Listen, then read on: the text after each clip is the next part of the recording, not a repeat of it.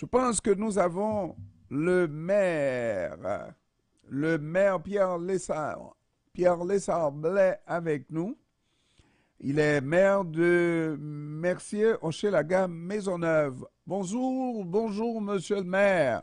Bonsoir, Monsieur Pierre, vous allez bien? Oui, moi je vais bien, même quand ça va mal. Et ça, quand ça va mal dans votre arrondissement, ça nous touche tous parce qu'on a tendance à parler de Hochelaga Maisonneuve comme si c'était un pays étranger, n'est-ce pas? Surtout quand ça va mal, les nouvelles vont vite, hein?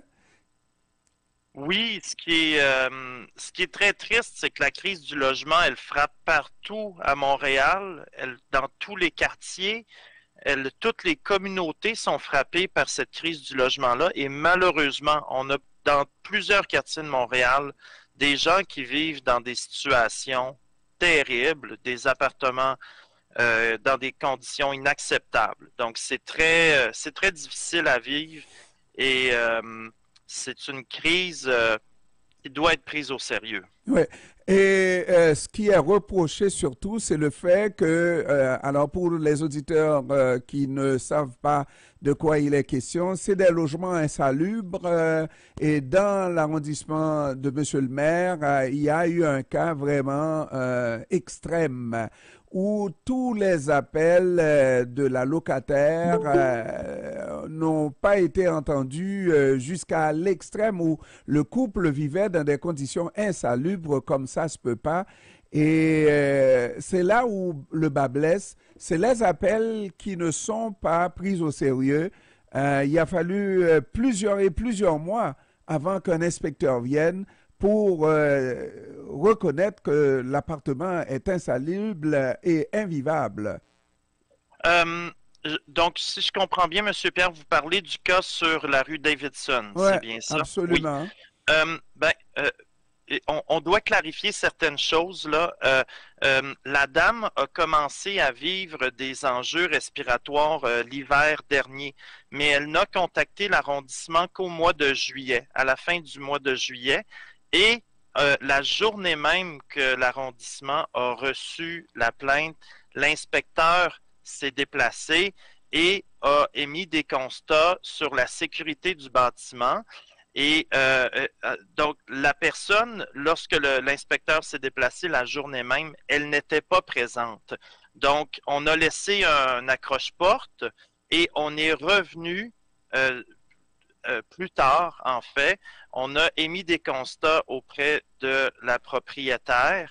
Mais ce qui est le plus important, en fait, là, Monsieur Pierre, qu'on doit se garder en tête, c'est que souvent, quand on a des logements qui flirtent avec la limite de la salubrité et de la sécurité, c'est des logements qui sont pas chers pour la population. Mhm. Donc, ceux-là, c'est souvent des logements 4, 500, 600 dollars.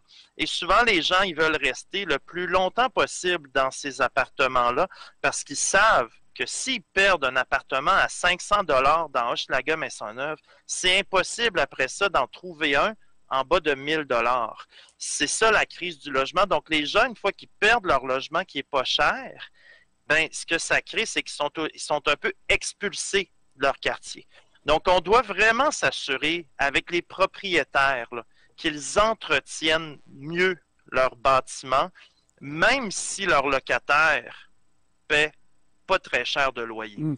Mais maintenant, la ville, c'est l'arbitre, si on veut, n'est-ce pas? Parce que pour toutes sortes de raisons, même si le locataire paie un loyer pas cher, mais le locataire n'est pas habilité à quitter un appartement comme ça et s'en tirer sans une poursuite au tribunal du logement, n'est-ce pas, etc. Tandis que s'il y a un inspecteur qui décrète que le bâtiment est insalubre et impropre à l'habitation, à ce moment-là, il y a une porte de sortie et c'est là où ça n'a pas fonctionné tout à fait, même si l'inspecteur est allé le jour où il a appris la situation, mais il reste que l'inspection ne s'est pas faite le jour même pour une raison ou une autre.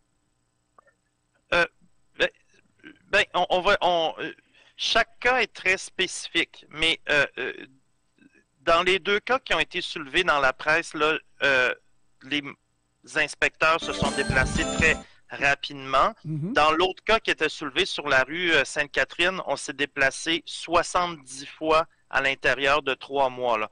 Donc, le plus important, là, c'est que les propriétaires prennent leurs responsabilités et souvent, ce qu'on voit dans l'arrondissement, c'est des bâtiments qui ont été mal rénovés pendant des dizaines d'années.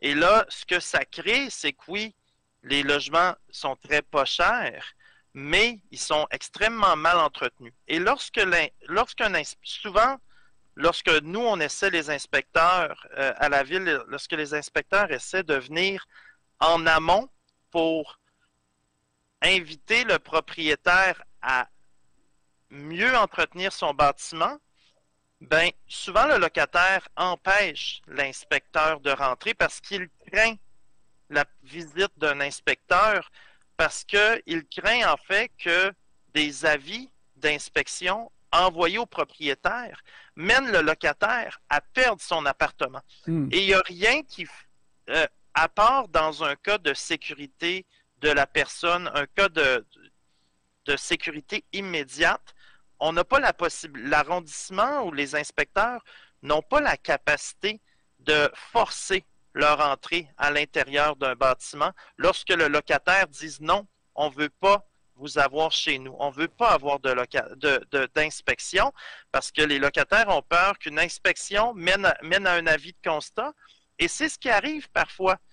Un propriétaire peut prendre un constat d'un inspecteur et se retourner vers la régie du logement et dire « Je dois faire une rénoviction parce que la ville me demande de rénover mon bâtiment. » Donc, on s'attend à ce que les propriétaires prennent davantage leurs responsabilités et qu'ils investissent de façon récurrente. Pas juste une fois quand le bâtiment est complètement délabré, mais qu'à chaque année, il y ait une mise à jour pour que ce soit sécuritaire pour les gens et salubre. Mais il reste que le rôle ingrat, c'est le rôle de la ville.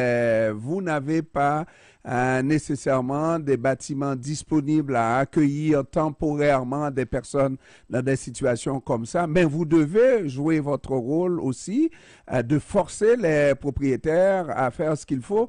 Et lorsqu'on regarde ce qui est survenu dans le Vieux-Montréal, c'est ce bâtiment qui a pris feu et qui a fait plusieurs personnes décédées, n'est-ce pas?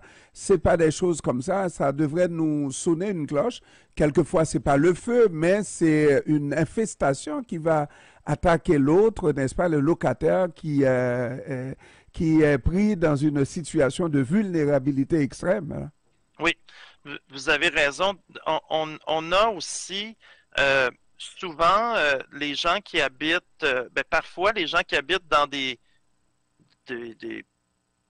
appartements malfamés, non seulement financièrement c'est difficile, mais souvent on trouve des gens qui ont des enjeux de santé mentale ou des enjeux sociaux importants. Nous, ce qu'on a fait en arrondissement, on est le seul arrondissement avec Côte-des-Neiges, Notre-Dame-de-Grâce, d'avoir dans notre équipe d'inspecteurs un agent de liaison en intervention sociale. C'est quelqu'un qui est spécialisé en intervention sociale et qui va voir les gens qui ont peut-être des troubles comme le syndrome de Diogène, là, ce qu'on appelle en anglais les hoarders, là, les gens qui accumulent beaucoup de choses dans leur appartement. Parce que parfois, nous, on est interpellés par le service d'incendie et ils viennent nous dire en disant, on a reçu une plainte et la personne accumule tellement de choses dans sa maison, elle empile des choses sur les calorifères, sur les systèmes de chauffage et il y a un risque pour le feu. Mais souvent, c'est des enjeux des gens qui n'ont pas beaucoup de ressources dans la vie, pas beaucoup de ressources financières, pas beaucoup de ressources sociales, parfois des gens désorganisés. Donc, on est même rendu avec quelqu'un dans l'équipe d'inspection qui est expert en intervention pour des gens qui vivent des situations très difficiles. Donc, en effet, on a un parc immobilier qui a été souvent très mal entretenu par les propriétaires. Et ensuite, on intervient dans des logements qui sont souvent le dernier logement avant l'itinérance. Avant l'itinérance, c'est pas drôle du tout. Pierre Lessard Blais, maire de Mercier Hochelaga Maisonneuve, je vous remercie d'avoir pris du temps. J'espère qu'on se reparle, mais si on ne se reparle pas avant les fêtes, ben, je vous souhaite de passer de joyeuses fêtes, monsieur le maire, et bonne santé. Et puis, soyez le meilleur maire de l'île de Montréal pour vos concitoyens, monsieur le maire.